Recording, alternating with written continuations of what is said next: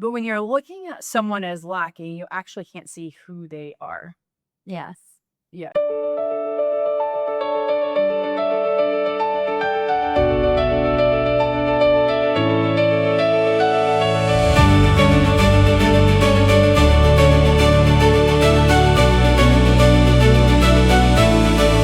Welcome back to the Horizon podcast. Thank you for being here. Yeah. I appreciate you watching. We were talking about grounded spirituality and having everybody in the fire together versus gurus. Yeah. One of my mentors, he has a saying. He's like, "I'm not your guru," Yeah. which I love. I love that too. Yeah, and it puts people in their power versus you have to listen to me to know what's best for you. And I think one of the things that we first started Her Horizon was although we have expertise, we are here really as holding space for women to discover their own power and to be able to empower themselves. As you and I were having an interesting conversation about the rise of spirituality over the last several years and how it's almost taking on its own form of being like a new religion where there's people that think that their belief system is the correct one and that means makes everybody else wrong, and that can be just as problematic as what I think a lot of people were trying to escape organized religion and thus salve their way into more of a spiritual base, but it has a way of kind of taking shape depending on the person into where you get set. Yeah. A part of my history was like Mormonism. So for about 12, 13 years, like hardcore hook, line, sinker. And it's like a beautiful time and really tricky for me all at the same time. And I think went down the spiritual path, which I've appreciated a lot. I think I appreciate this from this and this from this. And my favorite word is balance,ation. And I take it and I mix it all together. And then it's what is true for me is a little bit of this and a little bit of that. And a little bit of this and a little bit of everything else. And I think sometimes when you're sitting with other people, I think it's so important to have this capacity to honor that person's knowing. One of my biggest regret in life was when my father was passing away. And I came at him through a Mormon lens. And I would venture to say a lot of lenses, dogma religion, of where I looked at him as if he didn't have the whole truth. And it came from a place of so much fear that I wouldn't see him again in the afterlife, which is quite sad. And I don't believe that one second nowadays. But when you're looking at someone as lacking, you actually can't see who they are. Yes. Yeah. Definitely. I think we all are looking for something to believe in, and we're looking for the right way. But I think people can easily stray from the path, but it all ends up being the same thing. And I know that there in the spiritual community, there's lots of talks about the new age. We're ushering in 5D. We're coming into a new world, new earth, whatever you want to call it. Christians would call it the rapture. It's the same thing, like dressed up in a different dress in a way. And I personally, I don't really subscribe to any of that. As far as I believe that the world is changing, I believe that we've gone through lots of different changes across over our history. But the fact is that nobody really knows. Nobody knows what is going to happen. And so sometimes in the spiritual community, people get very set on one thing and they're so sure that is, and so they guruize themselves. And this is the way it's going to be. And this is how the new earth is going to be. And you're not going to have to worry about this because it's all going to go away or it's all going to fall or and the fact is that we don't really know. And if we look over history, there have been rises and falls of empires many, many times over, but many of them collapsed under their own weight, but they didn't ever really go away. And so I think that's where people get halab, is that they think, oh, I don't have to. It kind of it disempowers you, right? Because Yeah. you don't think I don't have to do anything. I don't have to change anything because somebody's coming to save me. This the system's going to collapse, or Jesus is going to come back, or the 5D Earth is going to be here, and I'm going to be one of the chosen ones, and so I'm going to ascend to that, and it makes it so that you don't have to actually live in your body in this 3D reality and do anything to help humanity. And it's not, in my opinion, it's I don't know, lazy. In a way, it's kind of like it says savior complex, right? It's very interesting because it's actually a really deep conversation for a Yeah. lot of people. Because like spirituality, Christianity, or like however you want to, whatever you want to call it, when you're raised to believe something so fiercely, and it's not necessarily a negative thing, but it's just like maybe there's another way of looking at it. Yeah. You know what I mean? Maybe Jesus' second coming and like the coming back is through all of us and how we treat each other. Let's be kind. Right. Like let's actually be kind to each other now versus waiting for something to happen Yeah. to make that transition to being kind to each other. Or I'm not quite No, sure. I completely agree with Yeah. what I'm saying. I'm just gonna wait. It's like I'm gonna start my diet on Monday, kind of thing. It always happens. Yeah, I'm gonna do all this stuff, but I'm not gonna do it today. I'm gonna wait until this proverbial day in the future, and then I'm gonna do it. But it never ends up happening, really. I think I love the so there's this like I think it's a Hopi tribe that has the like thing about the three shakes. And they talk about like three different massive things occurring during this lifetime, but they're also very grounded in like the belief system of like one. It's like this could occur and let's take care and tend to our garden now as well. Yeah. Or I think that's an important part because I've seen some friends go down this road of like everything's going to poof be better. And I think maybe that's maybe one that would be possibility great. that hasn't occurred. I don't know. I'm trying to I think mean- if there is a time in history where everything was like Poof, better overnight? better. No, I don't think so. no. Yeah. No, it took humanity to wake up and Stand up. actually stand up and choose a different timeline to work their way toward. And that's what it's going to take this Yes. time as well. Yes. And so, yes, are we going through a massive change on our planet? And we're seeing systems crumble that we thought were very strong. We're seeing empires of world powers shift. All of this is definitely happening. But is it going to be when you wake up one day and you're debt free and you're now rich? I don't think so. Yeah. And if it is, what's cool. I mean, yeah. Yeah, I think for me, like I bought into that for like a couple years. And I think it actually harmed me so much, which is what we were kind of talking about. Yeah. Because I set aside a lot of my business stuff. I set aside practices that were like healthy for me. And that's my own bad. It's not anyone's fault. That's my own bad. But it was like I literally believe that I think it's actually very disempowering. It causes you to not have to do anything to actually.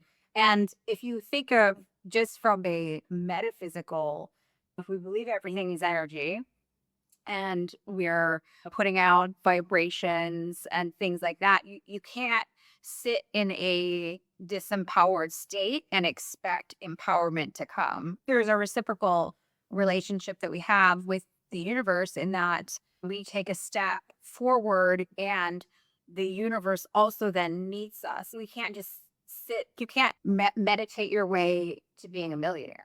You know what I mean? You actually have to leave your house and do or get online or do what you have to do. You have to take action and do the things to set the timeline going in that direction. Yeah. And I think it's just that whole savior complex rebranded. Yes, it is disempowering and it's sad, kind of. Yeah. I'm like in my joy state and really just loving life. I feel like things happen, but the things happen because I'm trying to think of situations where I'm actually meeting someone You know what I mean? And that someone is such a messenger for, or it's like, oh, hey, you want to work on this project? Yeah. So it wasn't like what you're saying. It wasn't like I just sat there and meditated.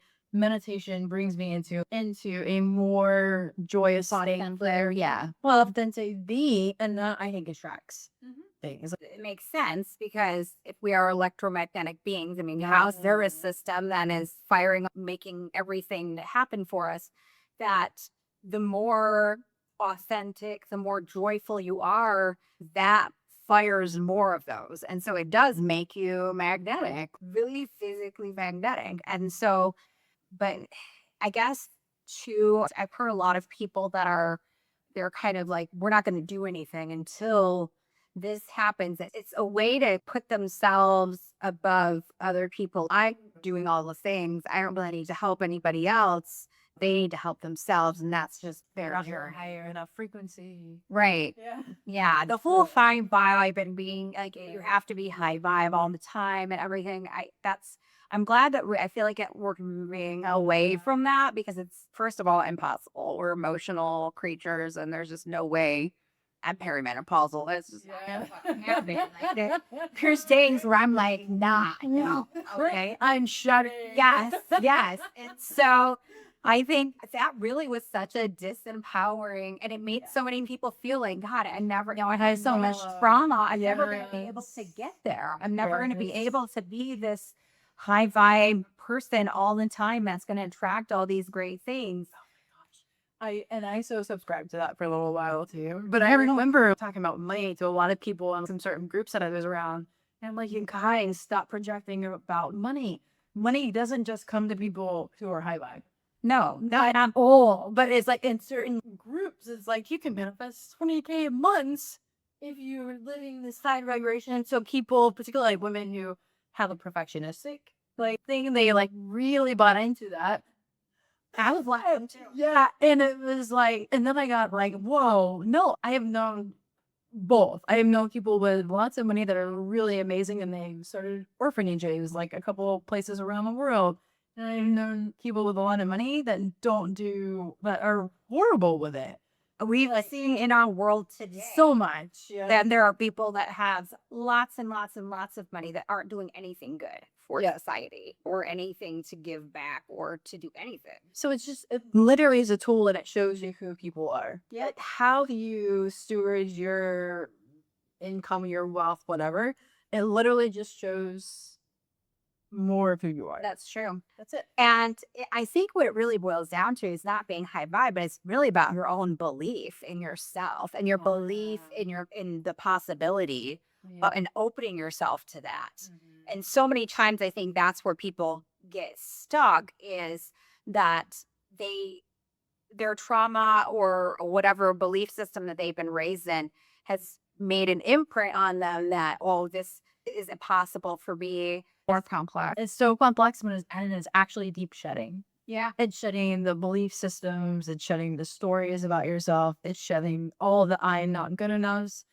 It's shedding everything that you've ever been told by other people that you gave weight to. Yeah. It's shedding all the I have to correspond with someone. Nope. It's so much shedding to come into the authentic self. And I think it's a continual process. It's so much nervous system work because your nervous system is our electromagnetic frequency. And so it's so much of being able to expand yourself to be able to hold more. We were talking about that too, about going through deep, deep grief. And I know that both of you and I have gone through it. And it's still being able to hold joy at the same time as grief. And that is a skill that it takes practice and telling yourself that you're safe and you're going to be okay. And somatic work and breath work and yoga and all the modalities that we use to try to get there to make us feel safe within our body and safe within our environment. But there's something to be said about that. You have to be in a safe place in order to even start to think about manifesting millions. Literally, environment is. I remember being in counseling like years and years ago, and there was a situation where I was like taking my kids to a really safe environment, and my child would stop pulling his hair out. Yeah, that's how bad the environment was. And then I went back and the child started pulling his hair out again. And the therapist, she was like, Paula, you're taking a fish out of a dirty pond, cleaning it up, putting it in a clean pond. It's swimming, and then you're putting it back in a dirty. And that environment is so important, and it's choosing different environments. I have a zero abuse policy. Zero. And before, I would feel so bad about even just saying, hey, this is not my real belief. But if someone speaks unkindly, if there's any type of ever bruises on me, I would never. It's just so ingrained now. That took a long time, which is crazy. Yeah. And that's, to me, how you can then bring in the goodness. Because you can't, when you're in trauma and drama and all of that, it's really hard to focus on anything else besides that. It's like Maslow's needs hierarchy. You'll never get to the next step if your safety, security aren't being met. There's no way you can get to enlightenment or whatever the title is. Even if looking at the chakra system, if you have a root chakra issue where you can't meet your safety, security, you can't feel safe in your own body, in your own environment, and you can't clear that, then you'll never be able to move to that creative sacral energy or the heart energy or anything above that. And so focusing on safety, security, feeling safe in your body, feeling safe in your environment is the key to everything. It's the key to being able to achieve. And unfortunately, so many people have not been made to feel safe. And through no fault of their own, many people may say that's what they chose, but I don't necessarily subscribe to that either. That I think that everybody has choices, and sometimes you are a part of somebody else's bad choice story, and you're a victim. Seriously, doesn't mean you have to hold that. That you have to live your life believing it. Right. You are responsible for your own healing, but you're not always necessarily responsible for what happened to you. Yeah, there's just even a where I felt like people chose everything. I don't believe that people choose abuse anymore. I literally did. I went through a course called Landmark, which was great for me in that time frame. And it was like it's like, okay, the thought process is you choose everything. And yes, I can understand why they teach it. So you're not in victimhood. But there's a difference between being on the other side of someone's own thing that they need to be responsible for versus being in victimhood. We can look at this thing and say, okay, this person was in an abusive environment. Right. This person over here, the one that is the abuser, gets to take responsibility for that. We get to take responsibility for our healing, but not for the massive amount of outcomes. Right. It takes both players. I'm thinking right now, like this conversation that I had with someone like years ago, and it was like, if you leave the garage door open, are you responsible if someone steals out of your garage? No. Exactly. Are you the one that's going to go to jail for it? Everybody's responsible for their own actions. So there's no way to know. You could leave your garage door open 55,000 times, and the one time that it happens that somebody comes in and steals, it's still that person's responsibility. And it's like how important environment is. Like being raised in a place where we left the garage door open. And then moving to a place where if you left your garage door open, everything was going to be gone. That blame of actual this person over here who stole is the one that is actually in the wrong, not the person, right? Right. And so you rape culture. Oh, it's what she was wearing. Right. But she asked for it because of what she was wearing. No, people are raped because of rapists, because people rape people. We disempower our men by telling them that they're not capable, that they're not strong of being kind to someone wearing. Yeah, they don't have any control over themselves. So many ways we want to teach people that they're responsible for everything, but then we give people so many passes of how they're not responsible because of the actions of the other person, and they can control their impulses. Or absolutely wild. It is. I was sharing the first retreat that I did in Greece. We did a lot of deep processing, and then we were out on the town having fun. Yeah. And I was the captain, his name is Costas. I was like, hey, I'm the American. I'm like really concerned about the well being of the ladies. And he was like, Paul, you asked the one down the street naked and nothing's going to happen to you. Not that we were going to, but the men's mentality there. And he said, if anybody tries anything, everybody would beat the crap out of this person. Right. Which is exactly as it should be. I feel like, I know you have a really good husband, but I feel like my father was almost one of the last actually masculine men that I knew because he wouldn't put up with crap from other men. Yeah. He would put them in their place. That versus amazing. Versus being afraid of what this dude is gonna say. No, this is what's right. No. This is what's right. Yeah. I feel like my dad would have on war paint on a horse like through some of the streets and places nowadays. And it's almost, we've got to the point as a society where it's all about impressing other people as opposed to doing what's right. And they care about how they appear in the eyes of others versus how they appear to themselves. Yeah. In the online world, Yeah. so big. Yeah. Like so big too. And the money thing too, like so big too. Yeah. And you guys, I feel like I'm coming back out to be online again. I have not cared for what, 3.5, 4 years. Yeah. I've been scuba diving around the world with my son, and I haven't really even how many wives there are. I don't like. I've done that to connect with him and to have a good relationship with him, and I think it's beautiful, and I think it maybe can inspire people and give them permission. I think that's a beautiful thing, but it's not like a need to impress, which is why I think it's a beautiful thing to come out again because I don't care. Right. That's the art, the subtle art of not giving. I love that. Yeah, I learned to subscribe to as well. And I know, and it's taken a lot because I think a lot of women have a fear of visibility and putting themselves out there because of the scrutiny that we are subjected to, especially online, because women are told how they should look, what they should do, what kind of mother they should be, how tall they should be, how short they should be, how fit and fat, all of the things. What was your biggest like aha moment and like embodiment moment of coming into your own?